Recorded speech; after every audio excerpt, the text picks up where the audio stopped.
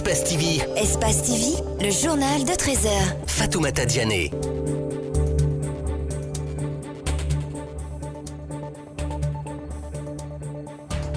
Au sommaire de ce journal, la diplomatie au service de l'émergence de la Guinée. C'est le thème de la conférence diplomatique lancée depuis hier à Conakry. Le chef de l'État, président de la cérémonie, a donné des directives aux participants pour la réussite de l'événement.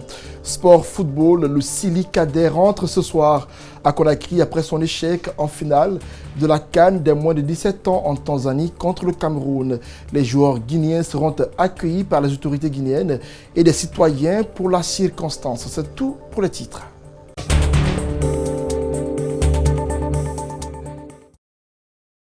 Bonsoir à toutes et à tous, bienvenue dans le 13h. Ouverture lundi à Conakry de la conférence diplomatique organisée par le ministère des Affaires étrangères et des Guinéens de l'étranger. Cette rencontre est placée sous le thème « La diplomatie au service de l'émergence de la Guinée ». C'est le chef de l'État qui a ouvert les travaux de cette conférence en donnant aux diplomates des orientations pour le développement de la Guinée. Idrissa Bari, Abdoulaye Kamara pour le compte-rendu. C'est la première rencontre diplomatique du genre sous l'ère Alpha Condé. La quarantaine de représentations diplomatiques guinéennes à l'étranger, durant ces 4 jours, va échanger sur la réorientation de la diplomatie guinéenne au service de l'émergence conformément à la vision du chef de l'État, traduit dans le Plan national de développement économique et social, PNDS. L'objectif est d'examiner la diplomatie guinéenne avec un sens de responsabilité en vue de l'adapter aux enjeux et exigences actuelles des relations internationales. La diplomatie demeure l'outil privilégié de promotion et de défense des intérêts des États à l'échelle internationale. Le ministère des Affaires étrangères, donc, département de souveraineté par excellence et interface du gouvernement dans ses relations multiformes avec l'extérieur, doit s'approprier tous les aspects de la politique nationale et œuvrer à la prise en compte de nos priorités dans nos interactions avec le monde extérieur. Depuis 2010, la Guinée, sous le leadership du chef de l'État, a engagé de véritables offensives diplomatiques en nouant de nouvelles relations d'amitié et de coopération à promouvoir une diplomatie au service des objectifs de développement du pays. Présidant cette cérémonie, le chef de l'État a demandé aux ambassadeurs de s'imprégner des réalités du pays et de ses potentialités économiques. Alpha Condé a aussi invité les diplomates guinéens à trouver des investisseurs pour la Guinée. La Guinée est un pays ouvert à tout le monde. Nous voulons une coopération avec tous les pays, même si nous privilégions la coopération sud-sud. Ensuite, ils doivent veiller à la situation de nos compatriotes. Alors que leur rôle, c'est de faire de temps en temps des conférences de presse, présenter la Guinée, ses potentialités, et aussi attirer des investisseurs de ces pays vers la Guinée. Le chef de l'État a aussi recommandé aux ambassadeurs, via le ministre des Affaires étrangères, de tenir régulièrement des conférences de presse afin de présenter la Guinée dans leur pays d'affectation. À l'issue de cette conférence diplomatique, les ambassadeurs présenteront des recommandations qui seront soumises au Conseil des ministres. Lutte contre l'immigration clandestine, la société civile veut freiner le phénomène.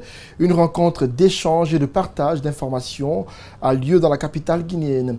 Elle regroupe des acteurs de la société civile de plusieurs pays d'Afrique. L'objectif est de mettre fin à l'immigration clandestine et de protéger les droits des migrants. Au terme des travaux, un document de plaidoyer et de recommandations sera adressé aux dirigeants et institutions internationales.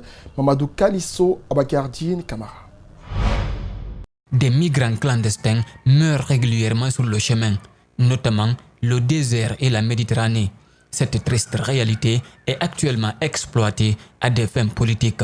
Ces activistes de la société civile pensent à des pistes de solutions. Entre autres, faciliter l'obtention de visas pour ceux qui désirent voyager, adopter une position commune au niveau du continent noir et surtout éviter que le malheur des migrants ne soit utilisé à des fins politiques. Ce qu'on constate, c'est l'utilisation politicienne de la migration pour satisfaire une certaine opinion. Et d'ailleurs, pour s'en convaincre, il faut voir les résultats au niveau des élections européennes.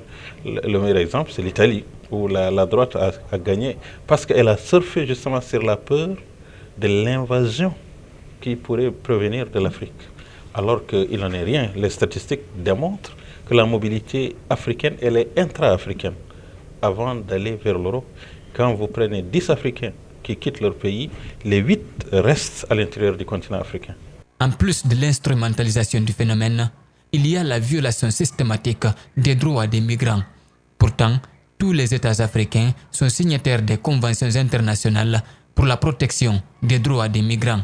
Il est nécessaire que les acteurs de la société civile soient outillés sur les mécanismes de saisie et de recours de la Commission africaine des droits de l'homme en matière de violation des droits des migrants. Et cette session va renforcer les acteurs de la société civile dans ce sens, parce que trop c'est trop, on ne va plus se taire sur la violation, sur les tueries de nos frères africains. Il faut saisir la Commission africaine des droits de l'homme, et pour cela, il faut outiller les acteurs de la société civile sur les techniques de saisine, mais aussi de recours. Cette rencontre d'échange s'inscrit dans ce cadre. Elle regroupe d'activistes de la société civile venus de plusieurs pays d'Afrique. Et puis ce fait divers, une excursion qui tourne au drame. À Bofa, 4 élèves d'une même école meurent dans une noyade. Cette tragédie a eu lieu à Koukoundé, dans la préfecture de Bofa. Ces 4 victimes sont des élèves du groupe scolaire Victor Hugo. Notre équipe de reportage s'est rendue dans sa filiale de Conakry, où l'établissement a fait observer une journée de deuil à la mémoire de ces 4 élèves disparus. Alseni Bari, Alseni Camara pour le reportage. Groupe scolaire Victor Hugo, Conakry. Cours déserte, salle vide, porte de classe par endroit fermé, l'école est en deuil. Dans un coin de la cour, des encadreurs visiblement meurtris pour la perte de 4 illustres élèves lors d'une excursion à Koukoudé, dans Bofa. Certes, c'est Victor Hugo Kamsar qui est concerné, loin de la ville, mais près du cœur, sa filiale de Conakry compatit. On a délégué le professeur du groupe scolaire Victor Hugo et le fondateur, représentant des fondateurs, M. Elhadj l'honorable Barbara Fofana, pour aller présenter les condoléances du groupe scolaire Victor Hugo à la famille, à toutes les familles éplorées. Donc nous sommes dans ce cadre. Et nous avons décidé ici, groupe scolaire Victor Hugo Conakry, d'observer la journée d'aujourd'hui comme deuil en faveur des sinistrés. Donc c'est notre état d'âme. Nous sommes tous éplorés, mais on n'y peut rien, c'est la volonté de Dieu. On s'en remet à Dieu. Mamadou Diallo, Marie-Geneviève, 12e sciences maths, Ibrahima Baldé, 12e sciences sociales, et Fantasila, 10e année, se baignaient à la plage de Koukoudé vers 18h lorsqu'ils ont été surpris par les vagues. Nous apprendons. 32 ans d'existence, jamais le groupe n'avait enregistré un tel drame. Les responsables de Conakry promettent de renforcer les mesures de sécurité pour les prochaines excursions. C'est de les organiser de mieux et encadrer bien les enfants. Je crois que c'est ça. Mais sinon, habituellement, nous le faisons. On le fait bien et depuis plus de presque 30 ans que Victor Hugo existe. Et les excursions se passent dans les conditions les meilleures. Mais cette année, en bon croyant, on ne peut que se remettre à la volonté de Dieu. Et ce qui est arrivé, ça devait arriver. En bon croyant, nous partageons les peines des familles et que nous nous associons à la famille pour dire vraiment que ce qui est arrivé, de se remettre à la volonté de Dieu. Tous les corps ont été repêchés et déposés à la morgue de Kamsar, selon nos informations. Force est de noter qu'à cette période de l'année, les drames sont multiples dans les différentes écoles guinéennes.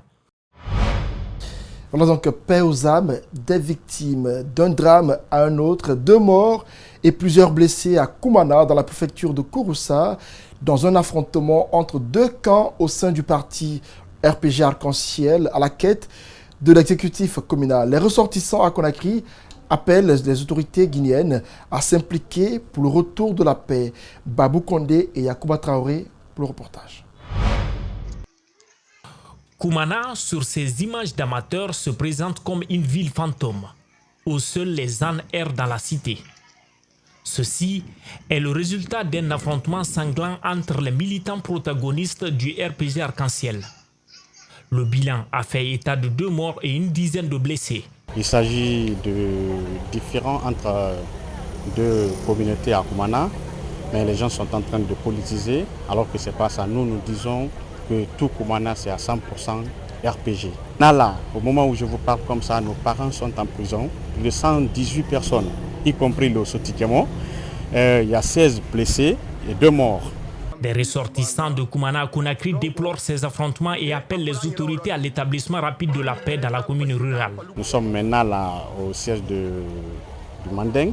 On a fait beaucoup de milieux pour pouvoir trouver la solution, libérer immédiatement nos parents qui sont emprisonnés. C'est notre souci majeur. Nous ne voulons pas la guerre à Koumana, nous voulons plutôt la paix et qu'il y ait la paix de façon éternelle. Face à l'ampleur de la crise, la population a été contrainte de quitter la localité. Certains ont trouvé refuge dans la brousse et d'autres dans les villages voisins.